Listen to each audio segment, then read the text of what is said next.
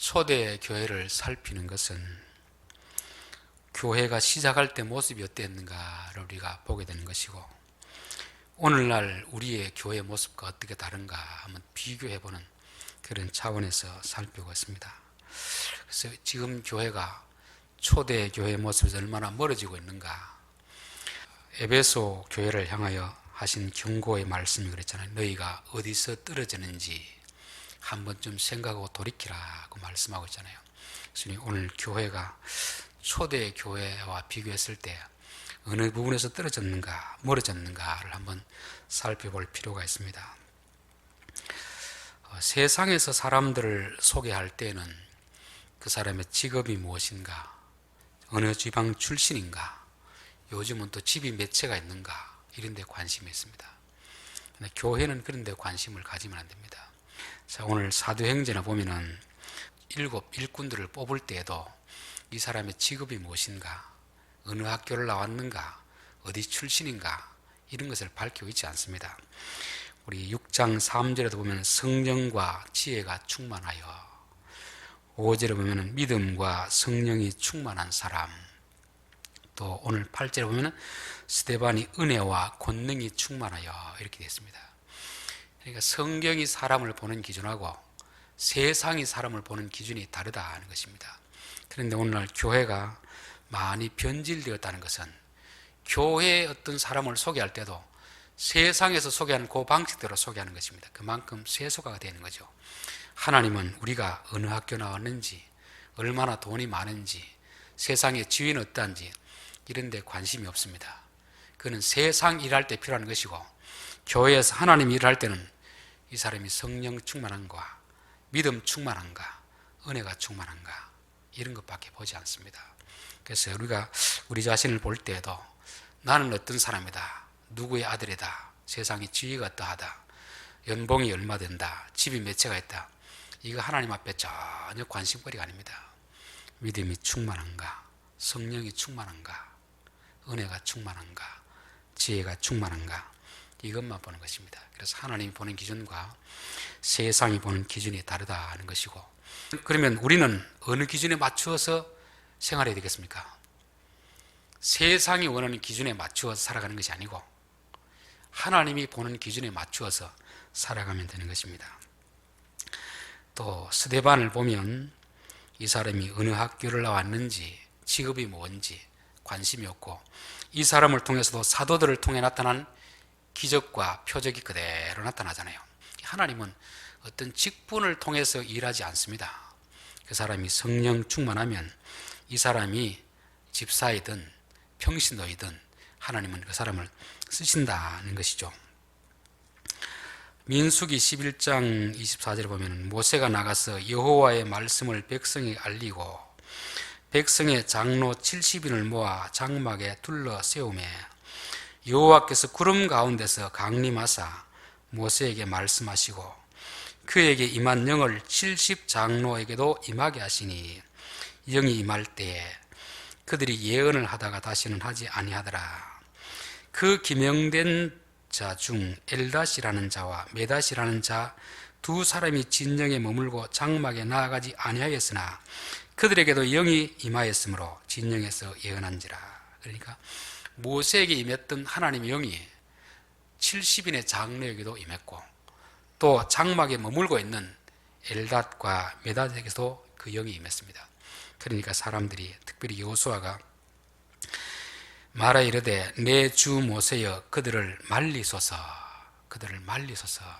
그럴 때 모세가 뭐라고 하냐면, 모세가 그에게 이르되 내가 나를 두고 쉬게 하느냐, 여호와께서 그의 영을 그의 모든 백성에게 주사 다 선지자가 되게 하시기를 원하노라. 하나님은 하나님의 능력을 어떤 특정한 사람에게 주기를 원하지 않습니다. 모든 사람에게 주시기를 원하는 것입니다. 그래서 모든 사람이 하나님의 일꾼이 되기를 원하는 것이죠. 그래서 기독교의 본질은 모든 사람들에게 개방되어 있는 것입니다. 세상에 이런 자격이 있잖아요. 어떠한 특정한 자격을 갖춘 사람에게 주어지는데, 기독교의 복음과 기독교의 일꾼은 하나님이 그런 기준을 전혀 보지 않습니다. 누구에게나 하나님이 영을 부어주시고 쓰시기를 원하시는 것입니다. 그렇기 때문에 나는 뭐 학력이 얼마밖에 안 되는데, 경력이 얼마밖에 안 되는데, 지위가 없는데, 이건 아무런 조건이 안 됩니다.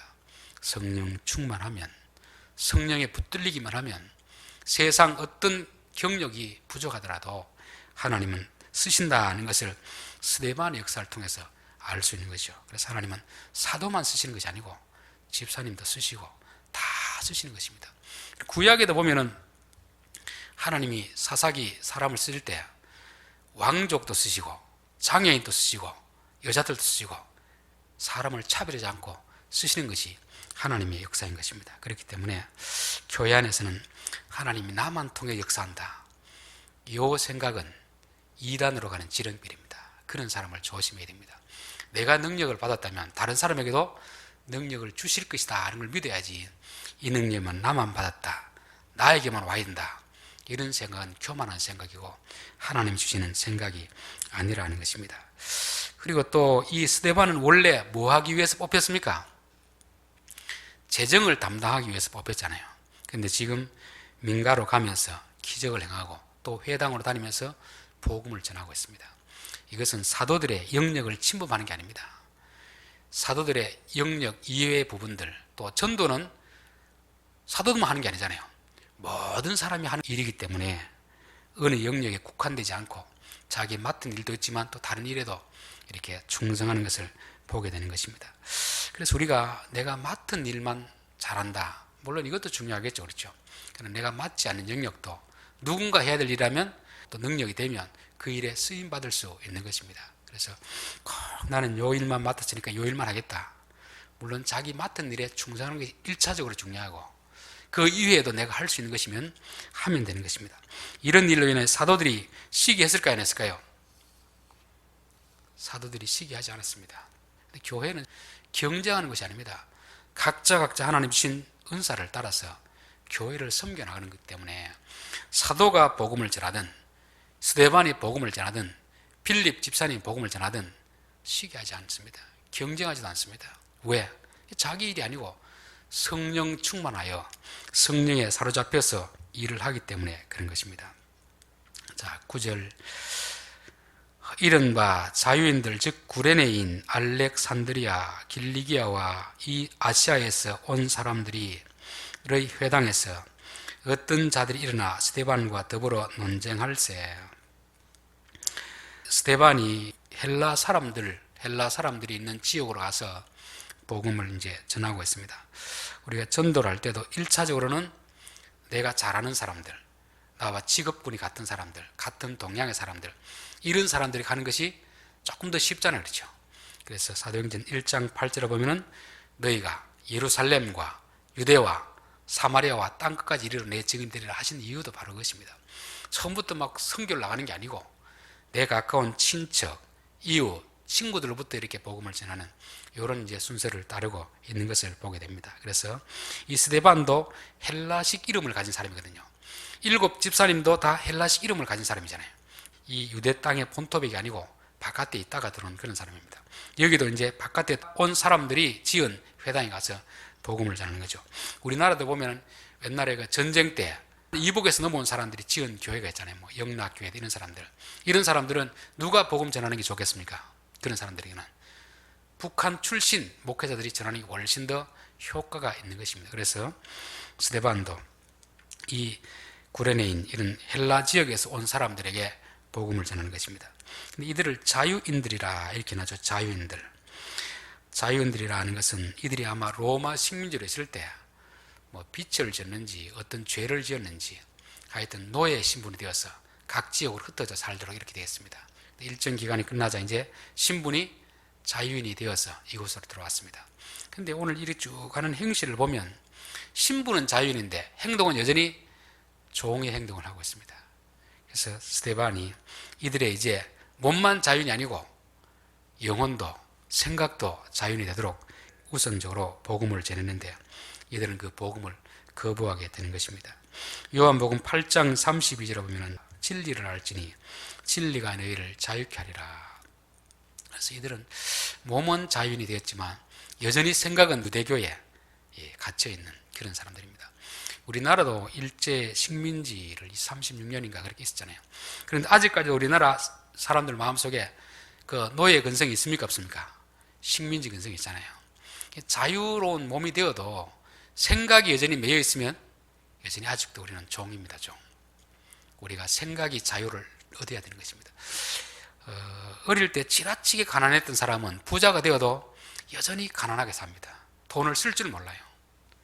여러분, 신분이 바뀌고 환경이 바뀌면 생각도 바뀌어야 됩니다. 우리가 예수 믿기 전에는 죄의 종이었지만 예수 믿으면 이제 하나님의 종이 되잖아요. 그럼 어떻게 됩니까? 믿기 이전에 생각하고 믿은 후에 생각이 바뀌어야 되잖아요. 그렇죠? 바뀌어야 되는데 그렇지 않은 것입니다. 그래서 우리 성도들이 내 신분이 예수 믿고 하나님의 자녀가 되었는데 하나님의 아들로서 행동하고 있는지, 여전히 죄의 종으로 행동하고 있는지, 그것을 한 번쯤 우리가 점검해 볼 필요가 있습니다. 세상의 사람들은요, 내 동료들이 잘 되면 질투, 시기, 또 남의 잘못을 끄집어내가지고 비난하고 이런 일을 많이 하잖아요. 그렇죠? 적어도 교회 다니는 사람은 그런 행동하면 안 됩니다. 다른 사람을 좀 용서해주고 이해하고 허물을 덮어주고, 이런 일들이 지금 누가 하는 겁니까? 자유인이 된 사람이 하는 거거든요. 근데 교회 안에서도 잘못하면은 여전히 그 예수 믿기 이전의 삶들, 형제를 시기하고 경쟁하고 또 잘못을 들추어내가지고 비난하고, 이런 일들은 세상 사람이 하는 일들이지 자유인이 하는 일이 아닌 것입니다. 그런데 이들은 여전히 이 종의 신분에 있을 때 그 사고방식을 가지고 지금 스데반을 대하고 있는 것입니다. 자, 그런데 이제 복음을 전하면 두 부분으로 반응이 나타납니다. 우리 마가복음 할 때 봤죠. 믿고 세례를 받는 사람은 구원을 얻을 것이요 믿지 않는 사람은 정죄를 받으리라. 똑같이 설교하는데 베드로가 설교할 때는 3,000명, 5,000명의 회개가 돌아오잖아요. 스데반이 설교하니까 회개하고 돌아오는 게 아니고 돌을 들고 죽이려고 하는 것입니다. 오히려 설교 내용으로 보면 베드로보다 훨씬 더 스데반 집사님이 내용이 있고 역사적으로 딱 하는 것입니다. 7장 전체가 설교 내용이거든요. 그런데 베드로가 설교했을 때는 회개하고 돌아오는 사람이 있었고, 스데반이 설교할 때는 오히려 돌로 맞아 죽게 되는 그런 것입니다. 그렇다면 베드로가 설교할 때는 하나님의 능력이 나타났고 스데반의 설교할 때는 능력이 나타나지 않는가? 그렇지는 않습니다. 복음을 전하면 항상 두 반응으로 나타나는데, 베드로는 조금 좋은 역할, 그 역할을 맡았던 것이고 스데반 집사님은 조금 부정적인 그런 역할을 맡았을 뿐입니다. 하나님은 둘 다를 쓰시는 것을 우리가 보게 되는 것입니다. 11절, 사람들을 매수하여 말하게 하되 이 사람이 모세와 하나님을 모독하는 말을 하는 것을 우리가 들었노라 하게 하고, 이제 스데반의 설교를 듣고 회개하면 참 좋을 텐데 오히려 스데반을 잡아 죽이려고 계획을 꾸미고 있습니다. 사람들을 돈으로 매수해서 이렇게 말씀하십시오. 그렇게요. 백성과 장로와 서기관들을 충동하여 와서 잡아가지고 공에 이르러 거짓 증인들을 세우니 이르되 이 사람이 이 거룩한 곳과 율법을 거슬러 말하기를 마지 않는도다. 참 사람이 얼마나 악한가를 볼 수 있습니다. 이 멀쩡한 사람을 완전 죄인 만들어 가잖아요. 그런데 여러분, 우리가 이제 법정이나 이런 데 보면은 아무리 내가 죄가 없다 하더라도 몇 사람의 모여가 죄인 만드는 것은 쉽습니다. 말만 맞추면 되거든요. 한 사람 죄인 만드는 건 쉬워요. 돈으로 사서 내가 봤다, 들었다 이렇게 하면은 죄인이 되는 것입니다. 저는 감옥에 있는 사람들 중에서도 그렇게 억울하게 감옥을 사는 사람도 있겠다, 이렇게 믿습니다. 감옥에 있는 분도 정말 자기가 죄를 지어서 감옥에 있는 분들도 있지만 억울하게 누명을 쓰고 있는 분도 있지 않겠나. 이게 지금 성경에도 이런 일이 나잖아요. 스데반이 뭐 이런 말을 한 것도 아닌데 사람들이 시기하고 미워해가지고 죽이려고 이런 계략을 그대로 짜는 것입니다. 이걸 보면 참 우리가 듣는 소식, 뉴스, 고지고대로 다 믿으면 안 됩니다. 항상 사람이 말하는 것도 그렇고 언론의 보도도 그렇고 의도가 있습니다. 의도. 저 사람이 왜 저런 말을 할까? 의도가 있겠죠. 근데 우리가 의도를 파악하고 이게 진짜 사실인가 거짓인가, 왜 이런 말을 할까, 거짓이라면 왜 이렇게 거짓말 할까, 의도를 파악해야 됩니다. 그래서 우리가 사람들과 사귈 때도 너무 순진하게 사람이 하는 말을 고지고대로 다 믿으면 안 돼요. 특별히 우리나라 사람들은 이 뉴스 이런 거 보면 너무 잘 믿습니다. 거기는 사실도 있지만 거짓된 것도 많이 있거든요. 창세기 3장에 보면 뱀이 여자에게 와서 뭐라고 했습니까? 요거 먹으면 하나님처럼 된다 거짓말 하잖아요. 그런데 이렇게 하는 의도는 뭐겠죠? 하나님과 아담과 하와를 갈라놓아서 관계를 깨뜨리는 것입니다. 그래서 누군가 우리에게 와서 이런 흉을 본다거나 하면은 왜 보겠습니까? 둘 사이를 갈라놓기 위해서 하는 거죠. 사람의 말을 우리가 들을 때 이 사람이 왜 내게 이런 말을 할까? 저 방송에서 왜 저런 뉴스를 내보낼까? 한 번쯤 생각해보고 의도를 파악하는 거도. 그래야 속아 넘어가지 않게 되는 것입니다. 자, 그런데 요 하는 방식이 꼭 누가 하는 방식과 닮았느냐 하면은 예수님을 죽일 때 대제사장과 종교인들이 하는 방식과 똑같습니다. 그대로 배워가지고 지금 행동하고 있잖아요. 이걸 보면 우리가 참 좋은 것을 배워야지 나쁜 배운 것을 배우면 안 되겠다 그런 생각이 듭니다. 사람은 항상 사람에게 영향을 받을 수밖에 없거든요. 근데 누구를 가까이 하느냐에 따라서 좋은 영향을 받을 수도 있고 나쁜 영향을 받을 수도 있습니다. 이들이 정말 스데반이 하는 이 복음이 자기들과 맞지 않으면 오히려 앞에 있던 누가 본받으면 됩니까? 가말리엘 같은 사람에 가서 우리 이런 생각인데 어떻게 하면 되겠습니까? 물어봤으면 좋은 어떤 충고를 받았을 텐데 아마 이들은 어디로 갔겠습니까? 대제사장이 갔겠죠. 그렇죠? 그러니까 생각이 똑같으니까 똑같은 방식을 말하게 되는 것이고 그들도 똑같은 그런 행동을 저지르게 되는 거죠. 그래서 저는 우리 성도들이 세상과 단절되어 살 수는 없습니다. 직장 동료들, 이웃하고 사람 살 수밖에 없는데 가능한 한 좋은 사람과 같이 사귀고 같이 어울리고 또 특별히 나쁜 사람 있으면 그들이 나쁜 것은 본받지 않고 좋은 것만 본받으면 됩니다. 그렇죠? 나쁜 것도 자꾸 우리 본받기 쉬운데 저거는 나쁜 것이다 싶으면 우리가 멀리하고 저건 좋은 것이다 싶으면 우리가 본받으면 되는데 사람은 일반적으로 좋은 것을 본받기보다 나쁜 것을 본받기 쉽습니다. 여기도 보니까 이 사람들이 여전히 예수님을 죽였던 그 사람들의 것을 그대로 본받게 하는 것입니다. 저는 이걸 보면서 또 백성들이 참 간사하다 그런 생각이 들어요. 이 앞에서는 백성들이 어떻게 했습니까? 교회가 모여서 재산을 자기 것이라 하지 않고 나누어주고 구제하고 이러니까 칭찬했잖아요. 칭찬 그렇죠. 근데 돌아서는 어떻게 하죠? 또 같이 돌을 드는 자리에 서는 것입니다. 여러분 여론이라는 것은 좀 중요한데 여론은 진실이 아닙니다. 백성들은 진리를 쫓아가지 않습니다. 뭘 쫓아갑니까? 내게 이득이 되느냐 안 되느냐. 여론은 그렇습니다. 그러니까 이제 정치인들이 자꾸 여론을 자기 편으로 만들려고 하잖아요. 근데 성도들은 뭐를 쫓아가야 되죠? 진리를 쫓아가야 돼요. 진리. 사람들이 얼마나 많은 사람이 찬성하느냐 반대냐 이거는 세상 사람들이 가는 길이고 교회는 이게 진리인가 거짓인가. 세상은 아무리 거짓이라도 이게 내게 유익이 되면 그쪽을 따라갑니다.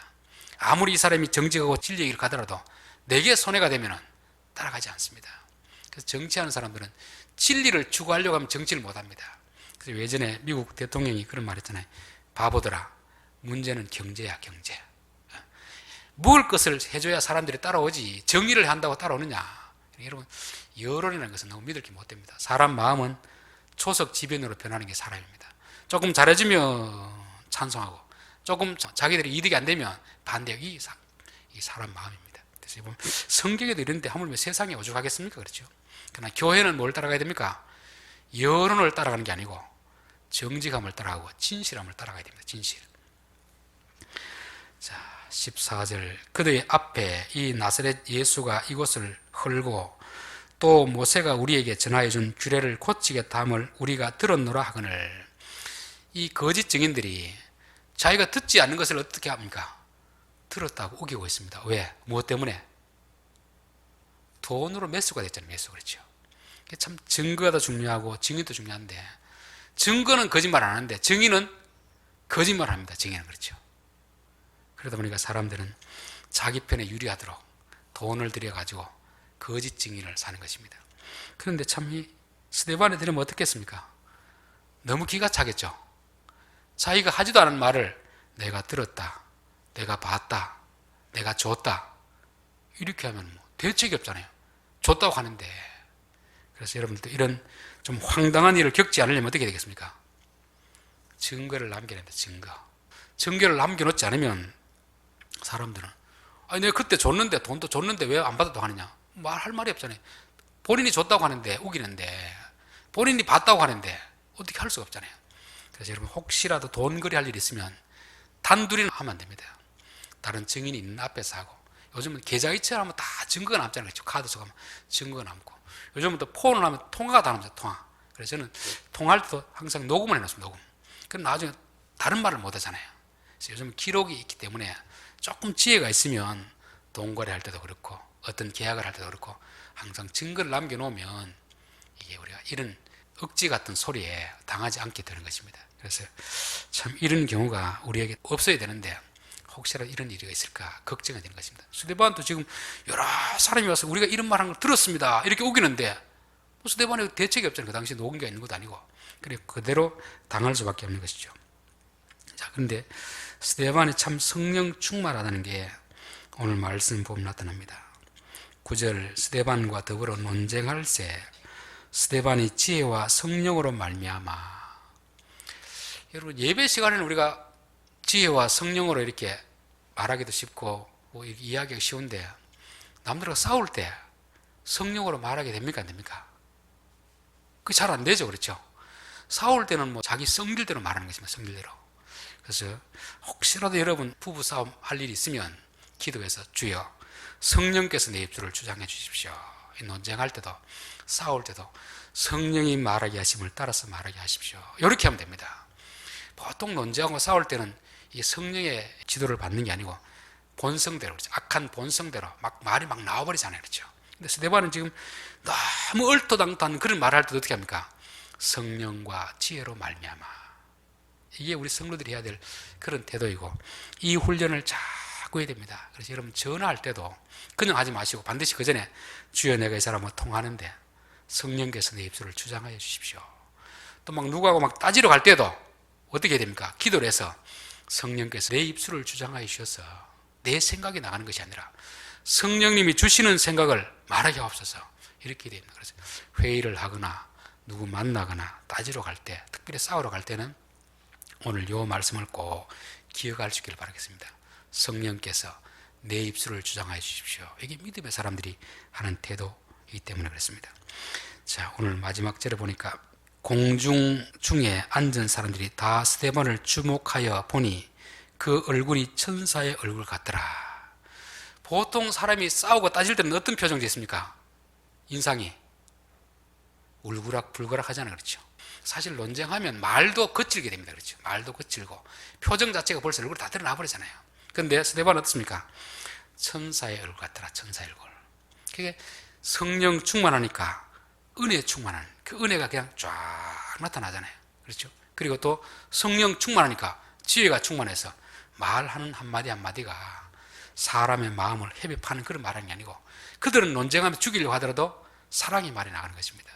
이게 성령 충만한 그런 모습을 우리에게 보여주고 있습니다. 그래서 혹시 여러분이 다투지 않는 것이 제일 좋은데 다투지 않는 것이 제일 좋습니다. 그렇죠? 그렇지만 꼭 다투어야 될 일이 있으면 성질 내지 마시고 하나님 내 성격도 좀 주장해 주시고 내 표정도 좀 잘 관리하게 하옵소서.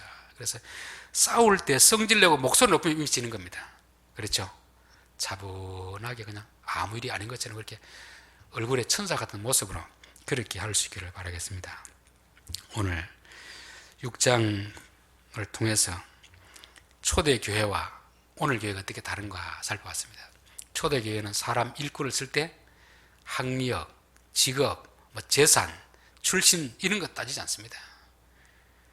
세상은 그걸 따집니다. 그렇죠? 교회도 그걸 따지면 안 됩니다. 교회는 오직 뭐만 따져야 됩니까? 성령 충만한가, 믿음 충만한가, 은혜 충만한가, 지혜가 충만한가, 이건 봐야 됩니다. 그래서 제가 바라기는 오늘날 교회에서 어떤 강사를 소개할 때 이분은 성령 충만한 분입니다. 믿음 충만한 분입니다. 은혜 충만한 분입니다. 이렇게 소개하는 날이 오기를 기대하고 있습니다. 이게 언제가 될지 모르지만 하나님은 우리의 경력도 따지지 않고 학력도 따지지 않고 지역도 따지지 않고 뭐만 보면 성령 충만한 그 사람을 쓰시는 것입니다.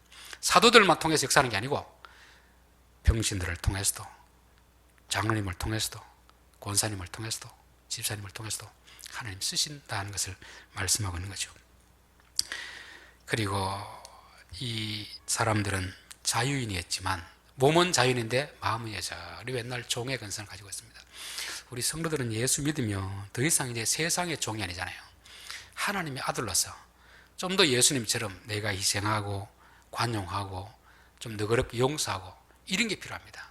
세상 사람들처럼 좀 시기하고 미워하고 남의 허물을 들추어내고 이것은 세상 사람이 하는 것입니다. 자, 그리고 백성들이 참 얼마나 악한가, 간사한가, 이 사람들 악한가, 똑같이 매수하고 돈을 쓰고 거짓 증거 만드는 그런 일들이 있습니다. 그래서 저는 우리 성도는 제발 이런 억울한 일을 당하지 않도록 하나님 우리를 지켜주십시오.